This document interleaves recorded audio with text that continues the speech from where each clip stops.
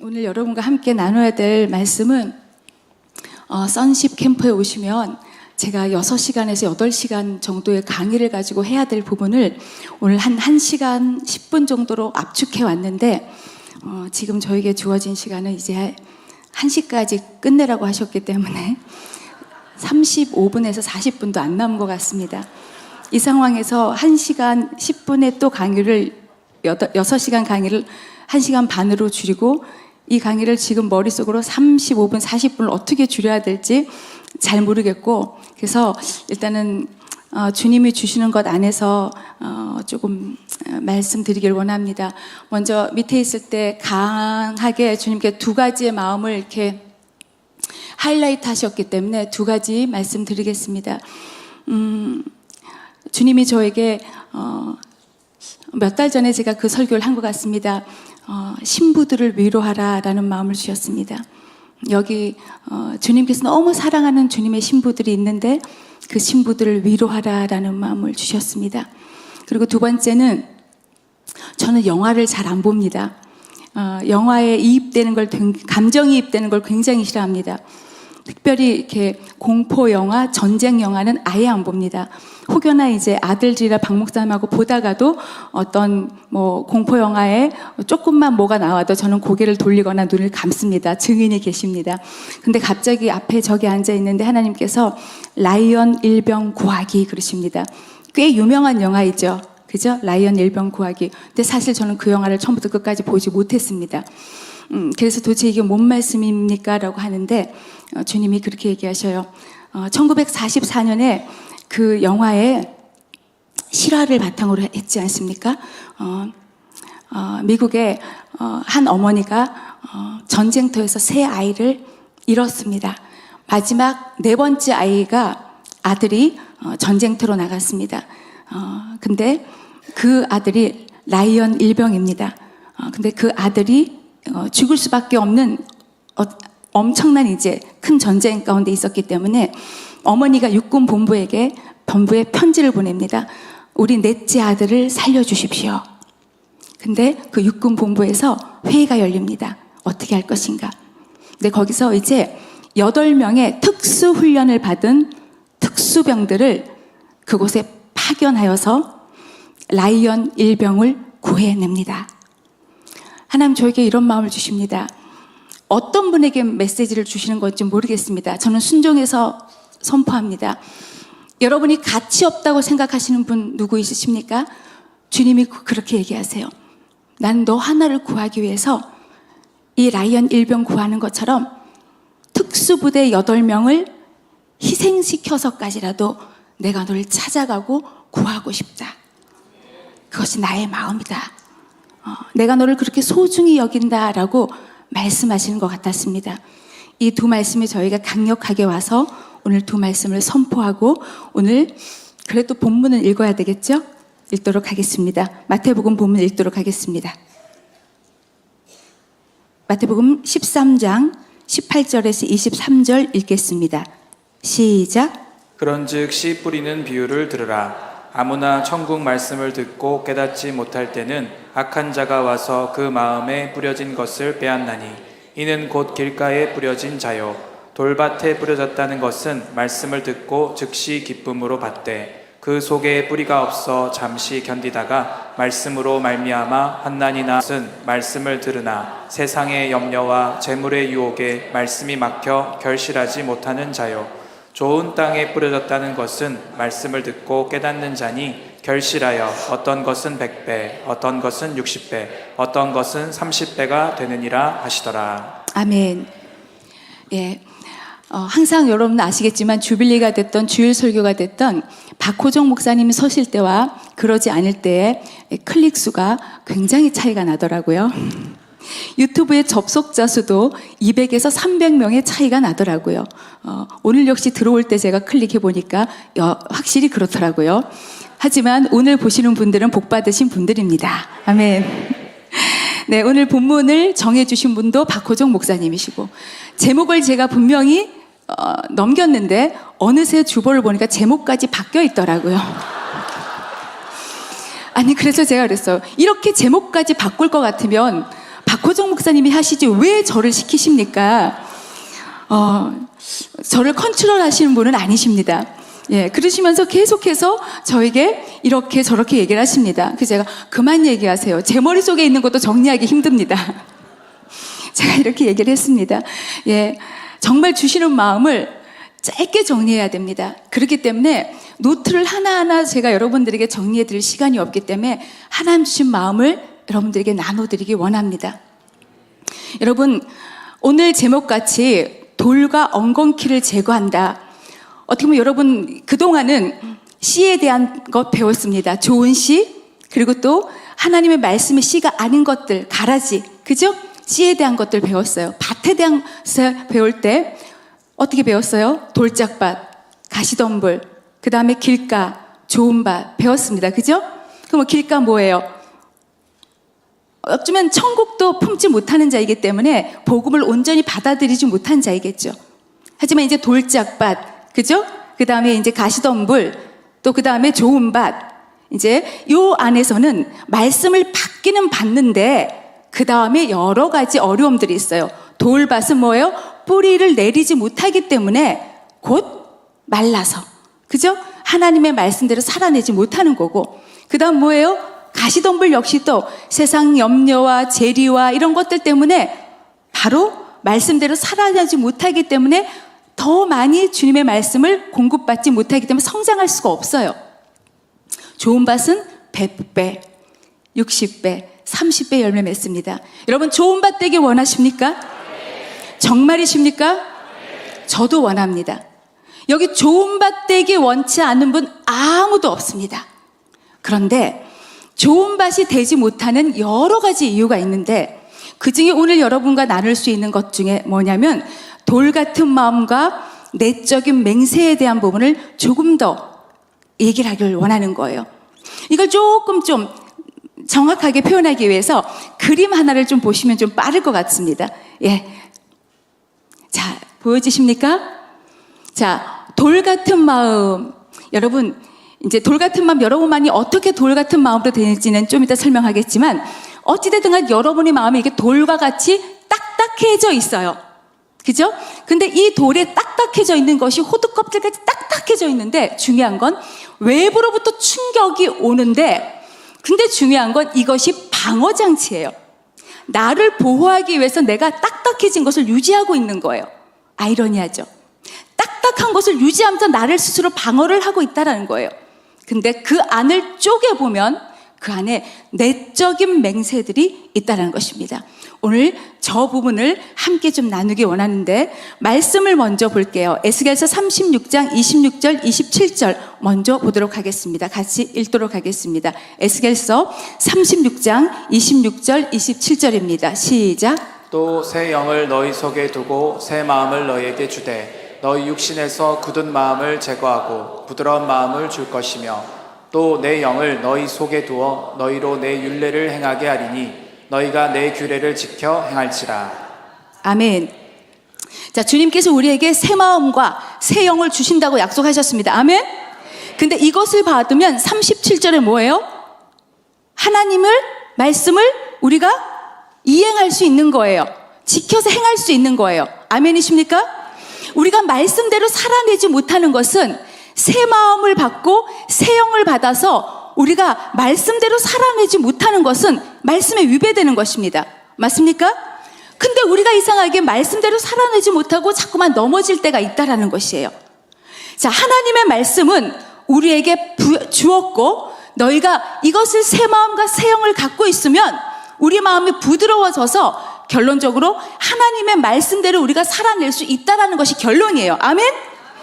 저의 말씀이고 여러분의 말씀입니까? 예. 그럼 답은 우리가 살아낼 수 있어요. 아멘?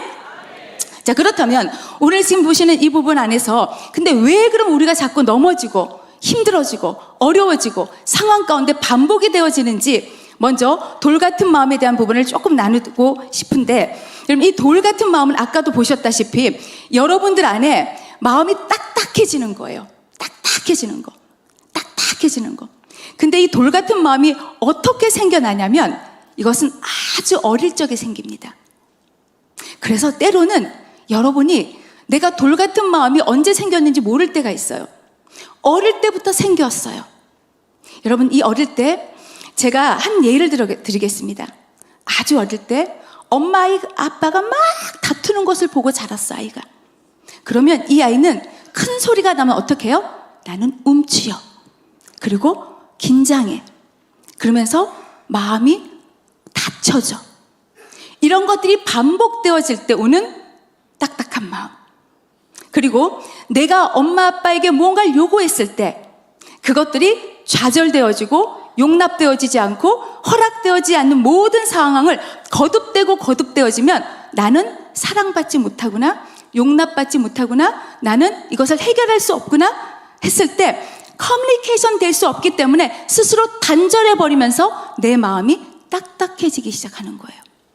어릴 적부터.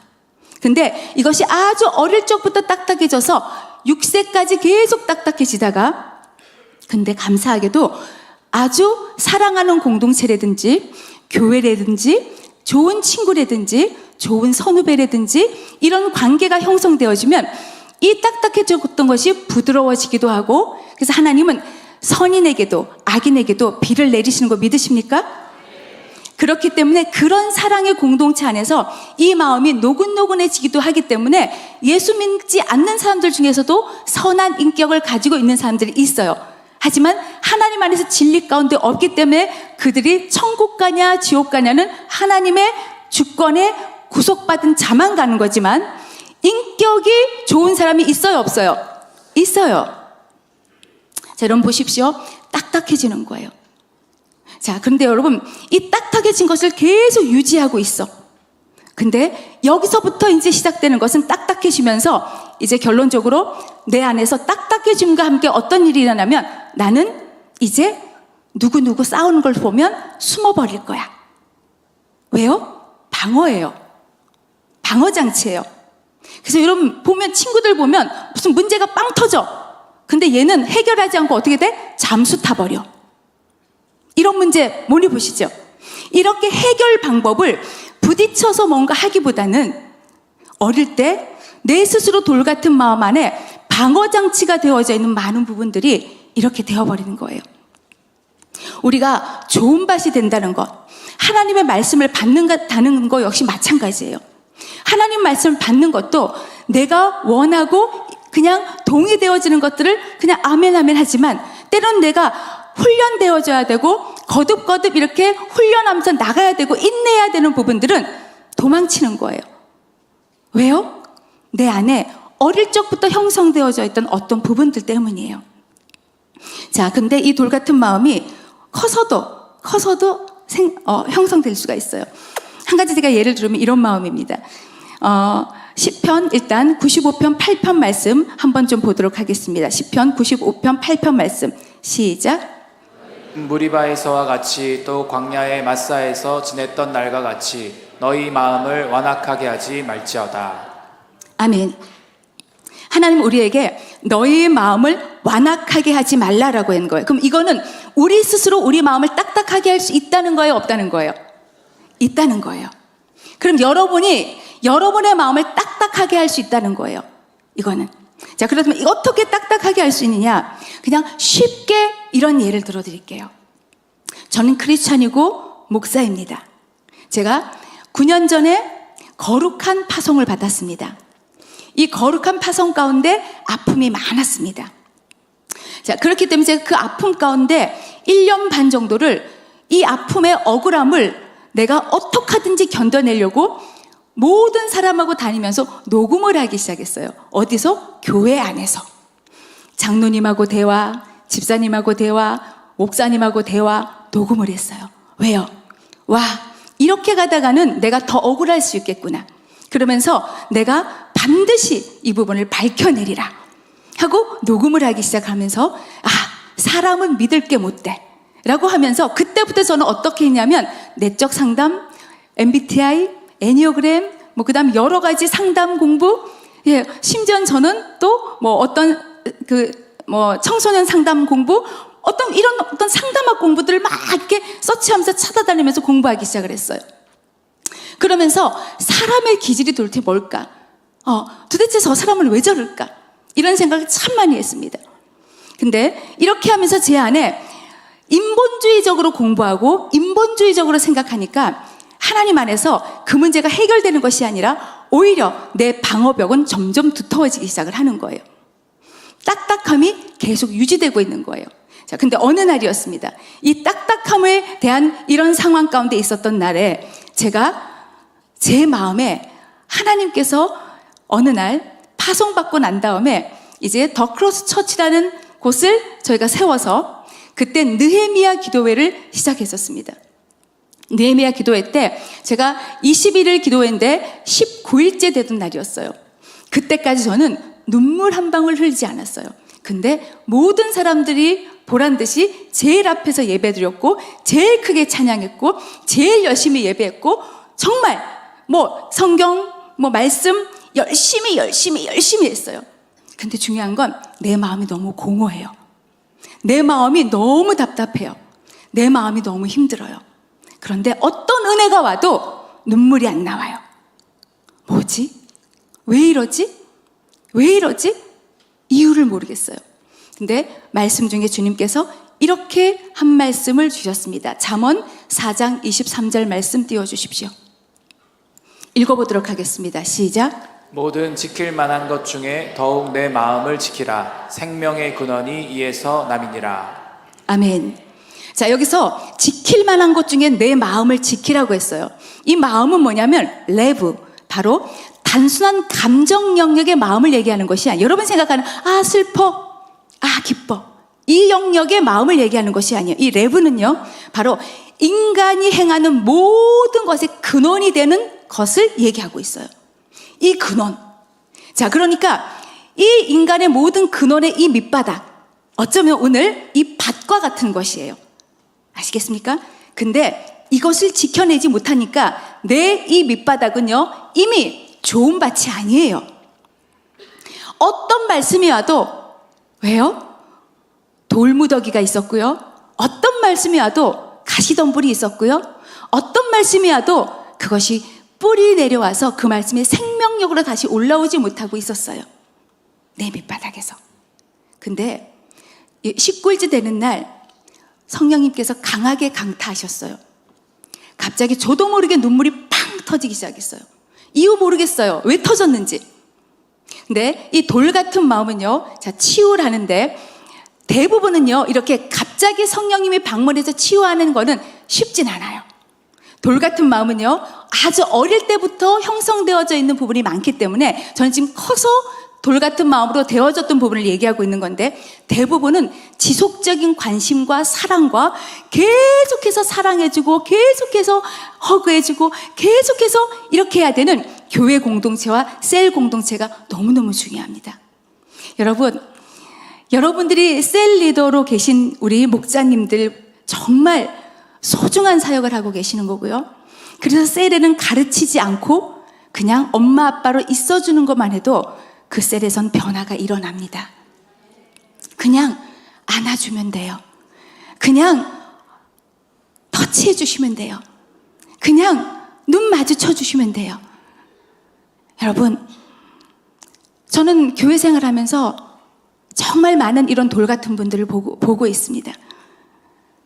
저는 그날 이제 성령님이 강타하시는 그날 저는 눈물이 빵 터지면서 알 수 없는 눈물이 터졌어요. 모르겠어요. 그 다음날 또 알 수 없는 눈물이 터졌어요. 모르겠어요. 근데 마지막 날이었습니다. 그때가 우리 박후정 목사님 설교 날이었어요.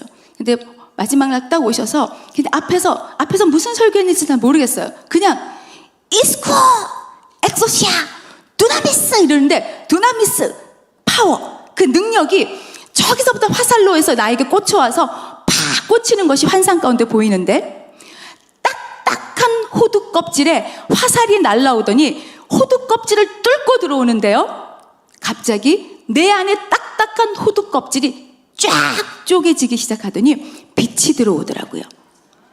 근데 그 안에 내 안에 내적 맹세가 보이기 시작하는 거예요. 어떤 내적 맹세인지 아세요? 저가 1년 반 동안 너무 힘들었어요. 어느 한 권사님이 여기 계신 분이에요. 저한테 와서 이런 꿈 얘기를 하셨어요. 아마 그분 기억하실 거예요. 목사님, 제가 꿈을 꿨는데요. 목사님이 커다란 댐이 이렇게 갈라져갖고 물이 새고 있는데 하얀 소복을 입고 그 댐을 혼자서 막아서고 있어요. 저는 그때 그게 뭔지 알았어요. 저는 그때 죽으면 죽으리라. 그래, 끝까지 가보자 하면서 저는 그런 심정으로 막아서고 있었을 때였어요. 물론 제 혼자 있다는 건 아닙니다. 근데 중요한 건 그러고 있었을 때이기 때문에 제 안에 내가 끝까지 이길 거야. 나 절대로 약한 모습 보이지 않을 거야. 절대 울지 않을 거야. 그리고 내가 우리의 영적인 가족, 영적인 자녀들 끝까지 내가 지켜낼 거야. 나의 이런 내적 명세가 1년 반 동안을 계속해서 내 안에서 연거퍼 그것을 내적 맹세로 내 안에서 두고 있었던 거예요. 호두 껍질이 쫙 쪼개지면서 내 안에서 눈물이 터지면서 내가 절대로 울지 않겠다고 했던 것을 하나님 앞에 회개했어요. 내가 지키겠다 했던 그 거만한 행동들을 하나님 앞에 회개했어요. 하나님, 내가 아무것도 할 수 없는 존재인데 내가 어떻게 지켜요? 내가 어떻게 해요? 하나님, 나 용서해 주세요. 그리고 저쪽도 용서합니다. 주님, 저도 용서해 주세요 하고 하나님 앞에 용서를 구하기 시작하고 울면서 제가 정말 떼굴떼굴 굴을 뻔하면서 그 자리에서 오열을 토했었어요. 이것이 바로 돌 같은 마음이 깨어지면서 내적 맹세가 파괴되는 것들에 대한 것을 한꺼번에 보여주는 예입니다. 자, 여러분, 돌 같은 마음은요, 여러분도 모르게 여러분을 방어하고 있어요. 예를 들어 이런 겁니다. 어떤 사람들은요, 이 돌 같은 마음이 있으면요, 절대 울지 않아 뿐만 아니라 이 사람들은 내적 맹세 이전에 어떤 상황들을 내가 받아들이는 것을 원치 않아요. 근데 이것은 대개 생후 어린아이부터 6년 동안 형성이 되어져요. 아까도 얘기했다시피. 그리고 어떻게 생기냐면 보통 우리 삶에 일찍 불만족하거나 또 좌절되거나 뭐 죄의 본성이거나 내가 악한 것을 선택해서 그것을 악한 것을 지속적으로 행할 때 그런 것들이 생겨나기 시작을 해요. 근데 여러분, 아기들은요 사실 모르잖아요. 죄악의 기준 잘 모르잖아요. 근데 부모들이 너무 중요합니다. 에베소서 6장 4절 한번 읽어보도록 하겠습니다. 시작. 또 아비들아, 너희 자녀를 노엽게 하지 말고 오직 주의 교훈과 훈계로 양육하라. 여러분, 저도 부모이고 제가 어쩌면 이거를 좀 더 일찍 알았으면, 물론 저희 혜인의 이상이 지금도 잘 자라줘서 고맙지만 제가 좀 더 그 아이들을 덜 아프게 했을 것 같다는 생각을 하고 있어요. 여러분, 많은 교육학자들이 3개월 되면 100ml 먹이세요. 뭐 6개월 되면 우유 200ml 먹이고 이유식 먹이고 기저귀는 얼마마다 가려주고 이런 얘기 하죠. 저도 그렇게 키웠거든요. 말도 안 되는 소리. 그래서 백골이 큰 애들은 얘는 왜 이렇게 많이 먹어? 얘 왜 이렇게 많이 먹어? 그래서 좀 덜 먹이려고 애쓰고. 혹시 그러셨어요? 저희 옛날에 우리 할머니들 그러셨어요. 얘는 무슨 배에 식충이가 들어있나 그러면서 웬만하면 먹는 것도 절제시키고 무식하다고 막 애기 보고 나 그때는 다 그게 맞는 건 줄 알았어요. 근데 아이들은 어릴 때부터 그걸 들어요. 아시겠어요? 나 많이 먹으면 안 되는구나. 나 오줌 자주 싸면 안 되는구나. 나 똥 자주 싸면 안 되는구나. 나 자꾸 울면 안 되는구나. 이것이 쌓이면서 인간관계 가운데 이 아이들은 숨을 수밖에 없는 딱딱한 마음을 갖기 시작을 합니다. 이렇게 생각하면 여기 그런 거 없는 사람 아무도 없을 거예요. 그 누구도 자유일 사람 없을 거예요. 하나님은 우리에게 이 모든 것들을 어쩌면 말씀 안에서 자유케 하시고 진리 안에서 자유케 하시기 때문에 우리가 끝까지 성경 안에서 지어져 간다라고 표현해서 있는 것 같아요. 아멘? 지어져 가는 거예요. 계속 성화되어져 가는 거예요. 예수님 닮아져 가는 거예요. 자, 근데 또 한 사람은 야, 다 그런데 뭐 그걸 뭘 생각하고 살아? 이런 사람들 위험한 사람들이에요. 저는 지금도 청년들을 상담하다 보면 믿는 부모님 때문에 힘들어하는 청년들이 너무 많이 있습니다. 예수를 믿는다고 하지만 컨트롤하는 수많은 부모님들, 예수의 이름으로 컨트롤하는 수많은 부모님들, 하나님의 법이 아니라 자기 법을 내세우는 부모님들. 여기 분명히 너희 자녀를 노엽게 하지 말라고 했고 주의 훈계와 주의 교훈으로 양육하라고 했는데, 자녀를 노엽게 하는 것을 밥 먹듯이 하고 자녀를 자기의 교훈과 자기의 훈계를 가지고 하지 하나님의 말씀으로 하지 않아요. 하나님의 말씀을 자기의 훈계화해서 그들을 컨트롤하고 있는 것들을 너무나 많이 봐요. 아이들이 너무나 많이 망가지고 있고 너무나 많이 괴로워하고 있어요. 그 아이들은 딱딱해지고 있고 돌 같아지고, 결국은 그 아이들은 인간관계 잘 못해요.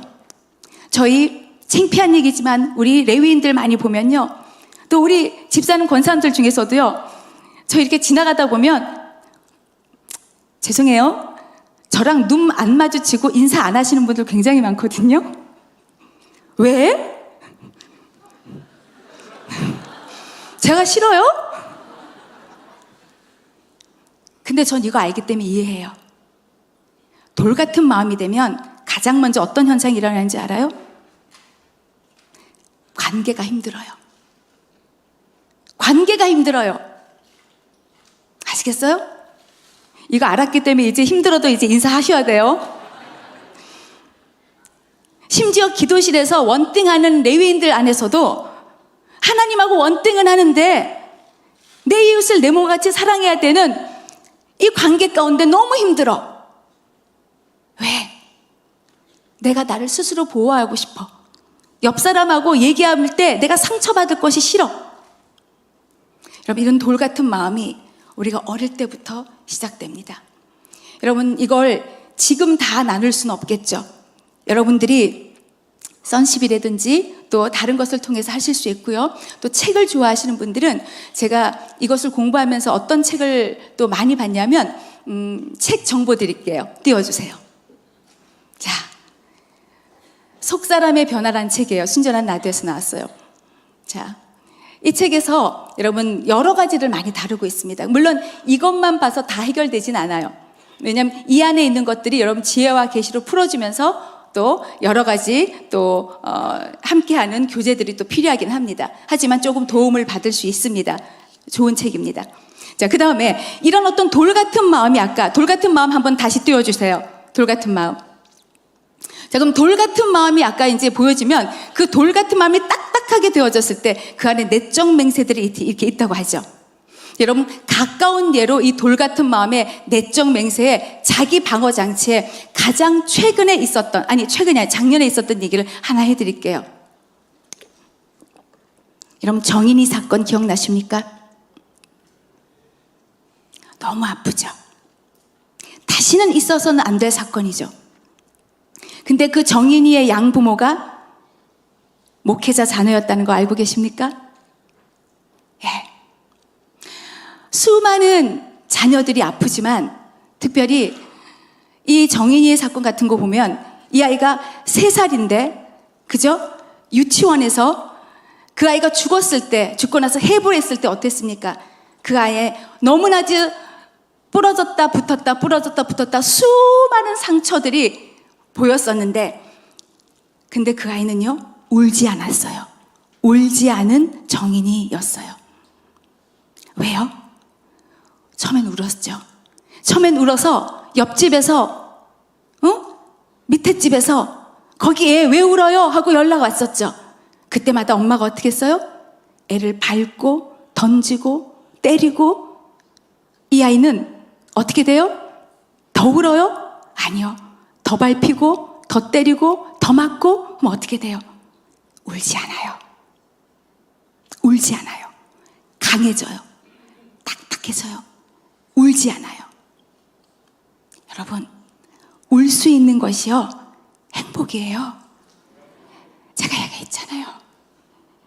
1년 반 동안 절대 울지 않을 거야.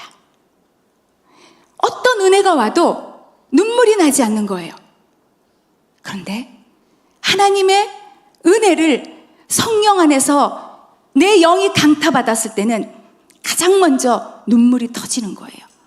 하나님 우리에게 주신 감정을 소중하게 다루시기 바랍니다. 우리 남자들 중에서 내적 맹세하시는 분들, 남자는 절대 울면 안 돼. 사나이는 태어나서 3번만 울어야 돼. 이거 거짓말입니다. 아멘? 자주 우십시오. 저는 우리 박호정 목사님 울 때가 제일 행복해요. 그때가 제일 사랑스러워요. 남자들, 하나님 앞에서 우십시오. 하나님이 여러분을 사랑하십니다. 여러분을 계속해서 성장시키시고 여러분을 품에 안으시기 원하시는 아버지이십니다. 여러분, 이 돌 같은 마음 안에 내적 맹세들을 여러분 한번 보셨으면 좋겠습니다. 이 내적 맹세는 정도의 차이는 있지만 모든 사람들에게 다 있습니다. 모든 사람들에게 다 있습니다. 그리고 분별하기가 어렵습니다. 왜냐하면 이 내적 맹세는 속 사람에게 있어요. 속 사람에게. 보통. 그래서 우리가 축사 사역을 많이 하는데 축사 사역을 하게 되면요, 내적인 맹세했던 것들 가운데서 이 안에 귀신들이 역사하는 경우가 굉장히 많습니다. 그래서 축사를 하고 나면 이 속사람이 변화가 되면서 얼굴빛이 바뀔 뿐만 아니라 그 안에 있는 어떤 부분이 해결이 되니까 목소리까지 바뀌는 경우가 굉장히 많이 있어요. 얼굴이 바뀌었어요. 목소리가 바뀌었어요. 여러분, 이 축사에 있어서 가장 중요한 것들 중에 하나가 또 이 내적 맹세에서 가장 중요한 것 중에서 여러 가지가 있지만 오늘 다 못 다룹니다. 그래서 몇 가지를 다루면서 이 얘기를 좀 해드리고 싶습니다. 내적 맹세 가장 중요한 중에 하나가 뭐냐면 내적 맹세는요, 우리의 몸을 컨트롤합니다. 아시겠어요? 몸을 컨트롤합니다. 그래서 내적 맹세를 몸을 컨트롤하게 되면 어떤 일이 벌어지냐면 어릴 적부터 이 내적 맹세를 하면 이런 거예요. 부모가 야 이놈의 새끼야, 너 왜 남자로 태어났냐? 응? 우리 아들만 많이 있어갖고 난 정말 남자 새끼들 정말 지겹다, 지겨워. 제가 여자이기 때문에 남자로 얘기했습니다. 이런 남자들은요, 어릴 때부터 남자로 태어난 것에 대한 불만을 가질 수 있겠죠. 그리고 뱃속에서부터 이런 얘기를 들었으면 그럴 수 있겠죠. 이런 아이들은 내적인 맹세를 어떻게 합니까? 나 남자로 태어난 것에 대해서 화가 나. 나 절대로 결혼해서 나는 남자를 낳고 싶지 않아. 이런 내적 맹세 살 수 있겠죠. 자, 반대로 그럼 이런 아이들이 2차 성징이 될 수 있을 것 같으세요? 방해를 받습니다. 그래서 동성애에 대해서도 이런 부분이 연결이 됩니다. 내적 맹세에서. 자, 반대적인 부분에 있어서 한 예를 제가 정확하게 짚어드리겠습니다. 이건 실제 있었던 예입니다. 저희 교회에 지금은 안 계십니다. 누군지 찾으려고 하지 마십시오.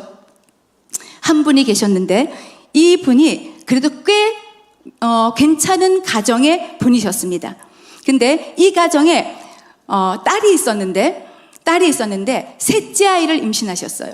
그런데 이 셋째 아이인데 4개월이 넘었습니다. 근데 부모님이 찾아왔어요, 저를. 이 딸이 우울증에 시달리면서 이 4개월이 넘은 아이를 병원에 가서 유산시키려고 한다. 좀 만나달라고. 만났습니다. 만났는데 그 딸의 얘기를 들었는데 딸이 그러는 거예요. 첫째 아들, 둘째 아들 너무 감당이 안 된대요. 남자 새끼들이 너무 싫대요. 근데 얘도 아들인 것 같대요. 자기는 낳고 싶지가 않대요. 이 엄마는 남자에 대한 부분에 대한 어떤 혐오가 있었어요. 근데 또 셋째도 아들인 것 같은 거예요. 근데 5개월쯤 되니까 아들인 걸 또 알았어요. 너무 힘들어했어요. 근데 제가 그 부분에 대해서 기도하고 하나님 주신 생명에 대한 복음을 다시 얘기하고 설명하면서 기도하고 상담하고 기도하고 상담하고 어느 날 찾아왔어요. 목사님, 낳기로 했어요. 제가 그렇게 얘기했어요. 그럼 이제부터 이 아이에게 손을 얹고 축복해라. 그리고 그동안 낳기 싫었던 것, 저주했던 것들을 아이에게 손을 얹고 용서를 구해라. 아니나 다를까 그동안 이 아이에게 했던 것들 때문에 병원에 갔더니 어떤 일이 있었냐면 이 아이의 심장에 하얀 반점이 있는데 이 아이는 분명히 태어나면 신체가 이상한 아이가 나올 거다. 그래서 병원에서 아예 아이를 낳지 마십시오. 유산하십시오라고 권고를 했어요. 자, 그러면 2달 전에 이 엄마라면 감사해요 할 수 있는 엄마였어요. 근데 이 엄마가 의사 선생님에게 아니에요 선생님, 저는 아이를 낳을 거예요, 이렇게 얘기하고 10개월 동안 아이를 축복했는데 하얀 반점이 없어지지 않았어요. 근데 결국 일단 아이를 낳았어요. 근데 아이를 낳았는데도 심장에 뭔가 허연 반점이 보였대, 계속. 그래서 의사 선생님이 이걸 지켜봐야 됩니다. 제가 그랬어요. 끝까지 포기하지 말고 축복하세요. 끝까지 사랑한다고 얘기하시고 끝까지 용서하세요. 어떤 기적이 일어나는지 아세요? 얼마 안 있다가 이 아이의 심장이 깨끗해졌어요. 이거 실제 있었던 일이에요. 실제 제가 경험하고 확인했던 일이에요. 셋째 아이 너무 잘 자라고 있습니다. 또 심지어는요, 어떤 부부가 아이가 생기지 않아요. 근데 이 부부의, 이건 책에 나온 얘기입니다. 이 부부의 이 아이 두 사람의 검사를 했는데 부부가 임신이 안 될 이유가 없어요. 근데 임신이 안 되는 거예요. 병원에 찾아갔어요. 그랬더니 어떤 일이 있었어요? 병원에서 당신들은 임신이 안 될 이유가 없어요. 모르겠어요. 근데 이 책에 썼던 엘라이즈 하우스의 그 목사님을 찾아가서 목사님하고 기도를 받는데 이분이 이런 얘기를 하는 거예요. 아버지가 카톨릭 신자였는데 거기선 임신 줄절을 할 수가 없다 그래서 9명의 자녀를 낳은 거예요, 엄마가. 근데 그 상담자가 첫째 딸이었어요. 장녀였어요.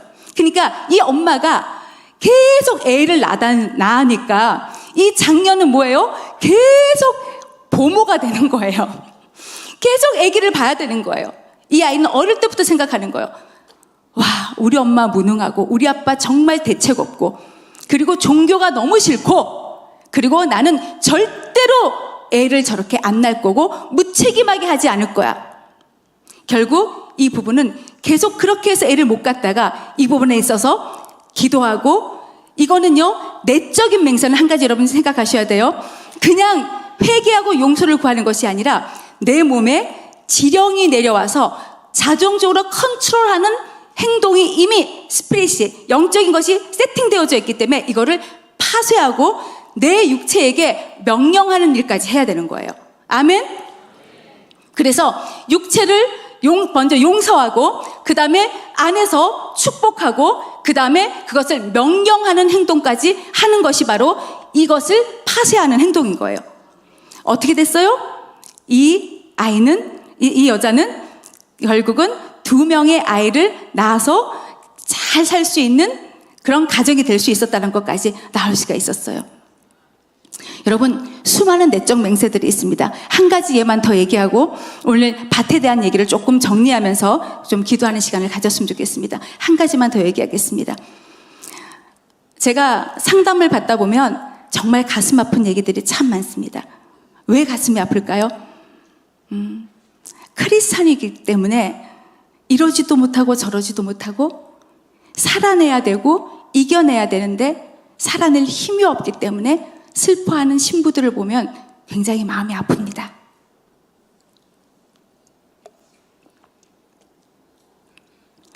많은 상담을 받습니다. 여러분,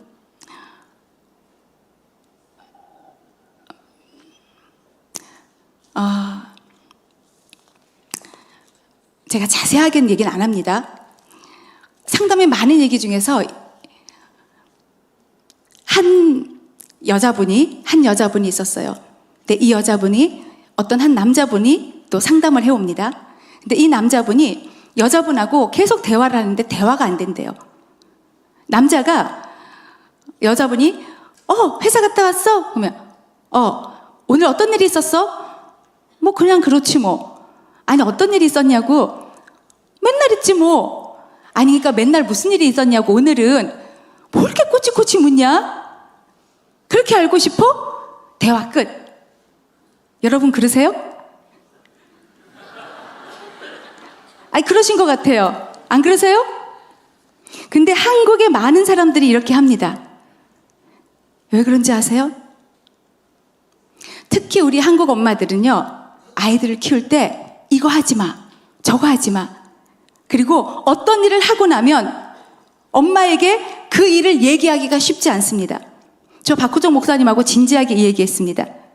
굉장히 말질을 많이 하셨잖아요. 그래서 어떤 사건이 터지고 나면 엄마한테 솔직하게 얘기 많이 했어? 왜? 솔직하게 얘기하면 매를 더 맞는데? 그럼 어떻게 해요? 좀 숨겨야 되잖아요. 근데 숨겼다가 들통나면 더 맞잖아요. 근데 결국 어떻게 돼요? 내적 맹세가? 그래도 나는 다 얘기하면 안 돼. 애들이 다 그래요, 우리나라. 그럼 어떻게 돼요? 이 내적인 맹세가 어릴 적부터 100%다 엄마에게 얘기할 수 있는 아이들이 없는 거예요. 그럼 대부분의 한국 남자들은 어떻게 돼요? 아, 여자들하고 말 많이 하면 안 돼. 이게 내적으로 맹세가 되어진대요. 아시겠어요? 여자하고 말 많이 하면 나중에 꼬투리 잡혀.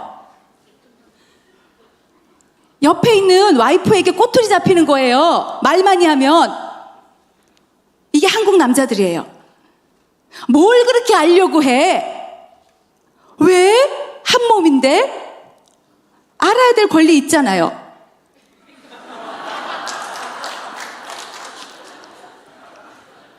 여러분, 성경적으로 바꾸셔야 돼요.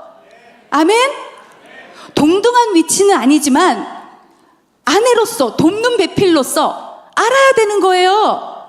네가 뭘 알라고 그래? 이거는 그 남편이 어릴 적부터 엄마로부터 컨트롤 받거나 엄마한테 모든 것을 다 얘기하지 못했고, 얘기하면 엄마로부터 화를 당했기 때문에 아우, 여자들하고 얘기하면 피곤해. 얘기하면 안 돼. 다 얘기하면 안 돼. 이게 내 안에 있는 거예요. 그렇기 때문에 얘기를 못 해요. 근데 그나마 크리스찬 안에서 우리가 서로 사랑하면서 살아야 되는 계명 안에 있기 때문에 그나마 지지고 볶으면서도 그나마 살아왔어요. 근데 중요한 건 지금 시대가 그렇지 않아요. 지금 시대가 그렇지 않아요. 여러분, 이거 너무 중요하기 때문에 말씀드려요. 지금은요, 우리 어렸을 때 엄마 아빠들이 그렇게 살아왔는 걸 봤지만 지금은 뭐예요? 3명 중에 1명 이혼, 2명 중에 1명 뭐 이혼, 이런 어떤 너무나 많은 상황 가운데 성경적이지 않은 상황들을 너무 접하고 사는 이 상황 가운데 여자와 남자의 역할과 이 모든 가치에서 오는 내적인 맹세들이 옛날보다 더 많아요. 지금 여러분 보시면 이렇게 해서 남녀 관계 가운데 얘기를 하다가 대화가 끊어지게 되거든요. 아유, 알 필요 없어. 그럼 어떻게 돼요? 여자는 감정이 시들시들해져요. 그리고 말하고 싶지 않아요. 지금 들렸어. 맞아요. 이래 지금. 말하고 싶지 않아요, 뭐. 그러면. 아니, 박 목사님 잘 얘기해 주세요. 요즘은. 자, 그 다음에 정서적으로 시들시들해져요. 근데도 건강한 크리스천들은요, 교회 와서 기도하고 뚫어내고 버티잖아요.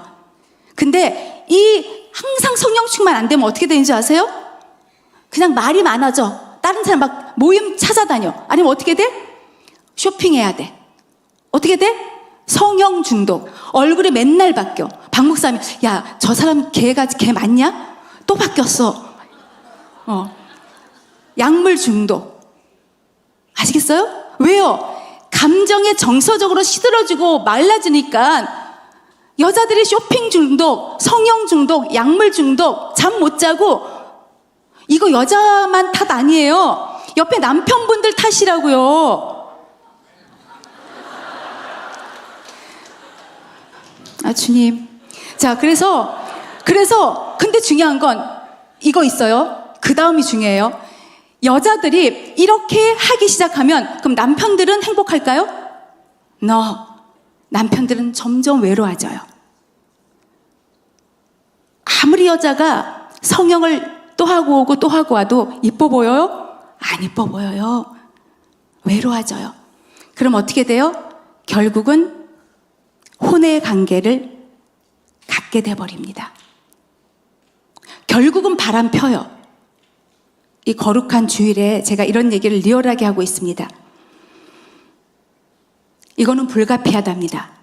그리고 근데 이것이 한 번이 아니라 크리스찬들 안에서 우리 다 크리스찬이고 예수 믿고 본어게인 하신 많은 분들 한 번 죄 짓고 나서 바람 피고 나고 주님 앞에 와서 회개하고 아내한테 용서를 구하고 그거 진심이에요.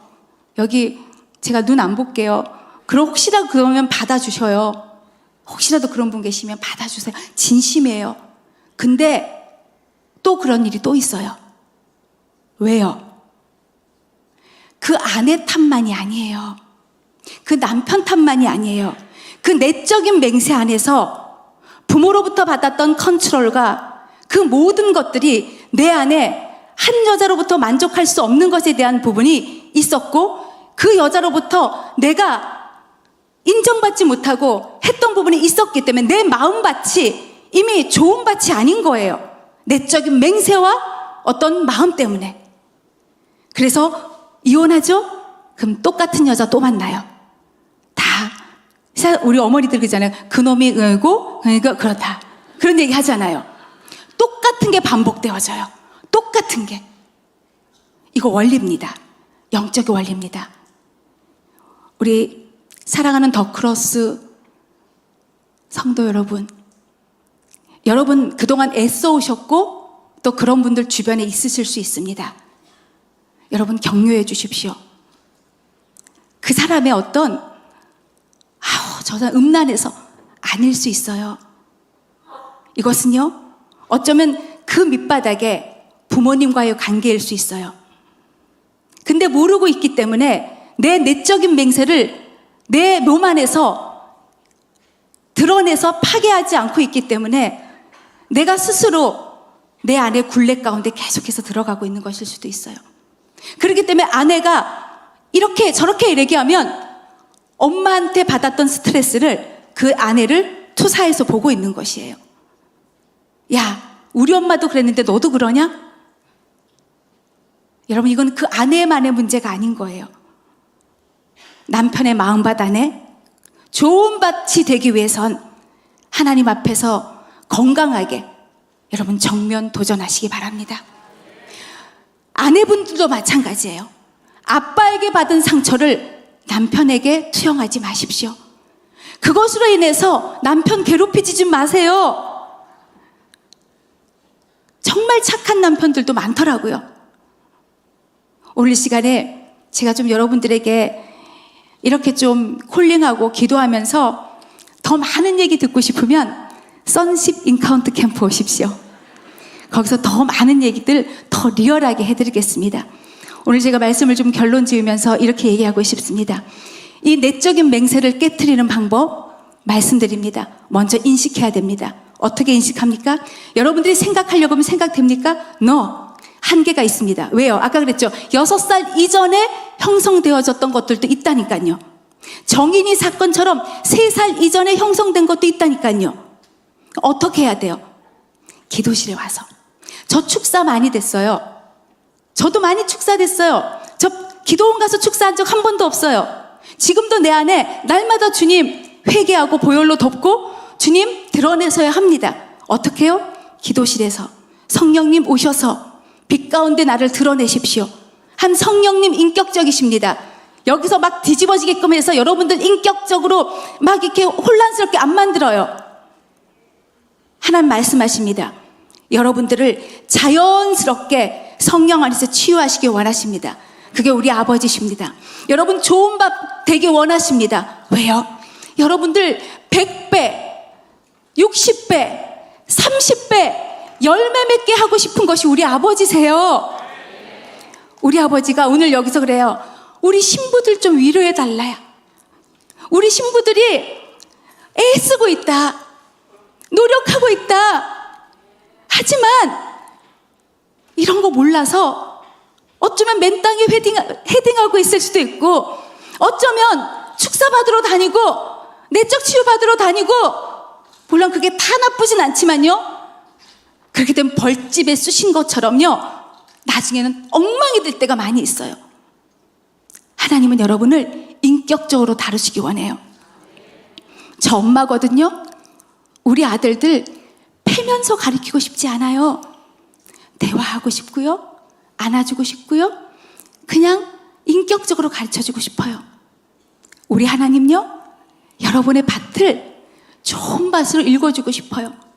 돌을 꺼내주기 원하시고요. 돌을 쪼개서 여러분 안에 있는 내적인 맹세 하나하나를 끄집어내기 원하세요. 여러분 안에 엄청나게 많은 내적인 맹세들이 있을 거예요. 우리 아빠처럼 되지 않을 거야. 우리 엄마처럼 되지 않을 거야. 저는요, 우리 엄마 지금 우리 혜인이 예상이 너무나 열심히 키워주신 좋으신 엄마예요. 근데 제가 우리 엄마한테 화낼 때가 있어요. 엄마랑 너무너무 화를 내고 싸울 때가 언제인지 아세요? 우리 혜인 예상이 어릴 때 30분만 집에 혼자 놔두죠. 그날 집이 뒤집어지는 날이에요. 왜요? 저는 혼자 있었던 아픔이 있었거든요. 저는 석양 지는 것이 제일 무서웠어요. 석양이 질 때, 이제 혼자 집에 들어가야 되는구나. 엄마, 아빠가 없는 집에 혼자 들어가는 아픔이 있었어요. 할머니, 할아버지가 저를 무지무지 사랑해 주셨어요. 하지만 모두 다 누구야 밥 먹어라 하는 소리의 아이들이 석양을 지면 갔었지만 저는 그냥 혼자 들어갔어요. 때로는 우리 집에 일하는 언니가 있었어요. 그 언니가 빨리 안 온다고 데리고 가서 두들겨 패기도 했어요. 저는 아이들이 혼자 있는 거를 보는 것이 제일 싫었어요. 저는 이게 몰랐어. 이 내적인 맹세가 언제 드러나는 줄 아세요? 나도 모르고 있는데 여러분 나중에 보면 알아요. 어떤 특별한 상황, 어떤 특정한 사람, 어떤 특별한 환경이 될 때 나도 모르게 확 올라올 때가 있어요. 저는 우리 아이들을 혼자 뒀을 때 내가 미친 사람처럼 화가 나는 거예요. 우리 엄마한테. 우리 엄마가 너무 놀라서 너 왜 그러니 도대체? 화나고 나면 넌 너무 무색해요. 왜요? 특별한 상황, 혼자 있는 그 상황. 절대 나는 우리 아이들을 혼자 놔두지 않을 거야. 절대로 우리 아이들을 혼자 두지 않을 거야. 여러분, 오늘 이 시간에 좀 일어나서 주님 앞에 좀 반응하는 기도하며 마치는 시간 가졌으면 좋겠습니다. 잠시 좀 눈을 감았으면 좋겠습니다. 인식하셔야 돼요. 내 안에도 어떠한 내적 맹세가 다 있다라는 걸 인식하셔야 돼요. 여러분 좋은 밭 되기 원한다고 하셨잖아요. 그렇다면 내 안에도 문제가 있을 수 있겠구나 하고 인식하셔야 돼요. 문제 없는 사람 아무도 없어요. 그렇다면 우리 문제하라고 하는 것이 아니라 인식하고 그러면 성령 안에서 그것을 발견하셔야 돼요. 하나님 보여주세요. 알려주세요. 그래서 내 밭이 옥토밭 되기 원합니다. 내 안에 돌들이 있다면 골라내주세요. 하나님 내 안에 하나님 가시덤불이 있다면 하나님 그것을 뽑아내기 원합니다. 보여주세요. 이렇게 할 때 하나님께서 성령 안에서 보여주실 거예요. 그 다음에 그것을 보여주실 때 여러분 부모를 용서하세요. 저 우리 아빠 용서하고 부모님 용서하고 우리 선생님들 용서하고 저도 용서할 사람들이 무지무지 많더라고요. 언제까지 용서해요? 용서는요 여러분들 생각나지 않을 때까지 하면 돼요. 용서는요 용서의 대상을 축복할 때까지 하면 돼요. 용서는요 그 사람을 내가 이제 축복할 수 있어 할 때까지 하면 돼요. 용서는요 성령님께서 야 이제 그만해도 돼 할 때까지 하면 돼요. 아멘. 용서하세요. 그리고 축복하세요. 여러분이 자유케 되는 거예요. 여러분이 자유케 되는 거예요. 아멘. 여러분이 자유케 돼요. 하나님은 여러분을 자유케 하기 원하시는 거예요.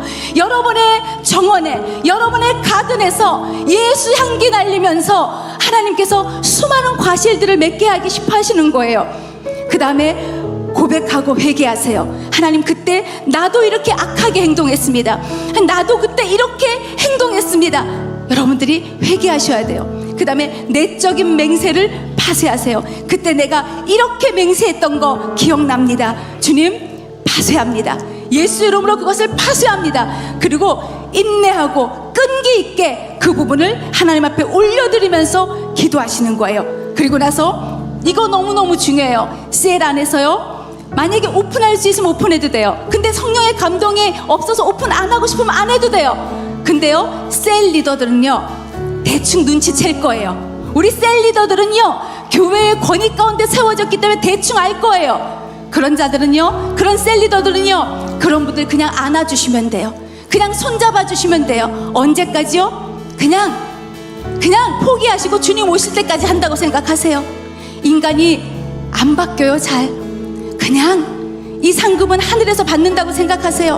하나님이 여러분을 축복하신다고 생각하세요. 어느 순간 그 사람이 바뀌어 있어요. 그렇게 사랑받은 사람이 사랑할 수 있어요. 제가 가장 아팠을 때 우리 박호정 목사님이 저를 사랑해 주셨어요. 저는 그 사랑 때문에 박호정 목사님을 끝까지 사랑할 수 있는 그 마음이 있어요. 여러분을 향한 어떠한 아픔이 있다 할지라도 공동체 안에서 후원하고 격려하고 끌어주고 끝까지 사랑에 터치하면 이 공동체는요 단단해집니다.